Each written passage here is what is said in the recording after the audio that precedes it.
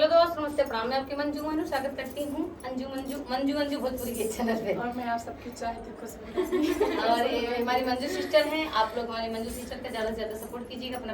कल दीदी मुंबई चले जाएंगी और 5 साल बाद मुंबई से यहाँ आई थी, फिर पता नहीं किस साल बाद आएंगी। अरे अब फोन से बात होगा। हाँ, फोन से बात। दोस्तों आइए, जो नहीं वाला सीजन चल गया है। हाँ, अभी हमारे बॉय जाए। हाँ, हमारे बुआ गिट्टी बड़ी ला।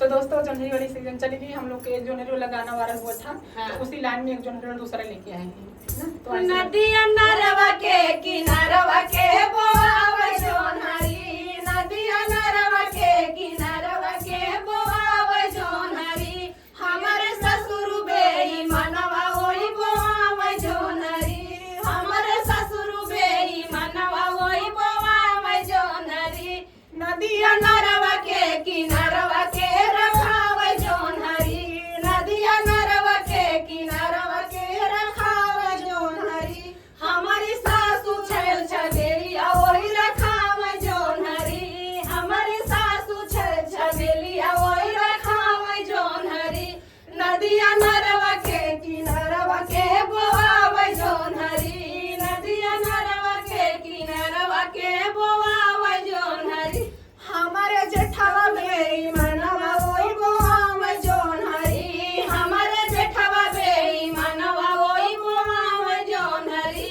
नदिया नरवा के किनारवा के रखावे जोनहरी, नदिया नरवा के किनारवा के रखावे जोनहरी, हमारे जेठवी छेल छबेलिया ओई रखावे जोनहरी।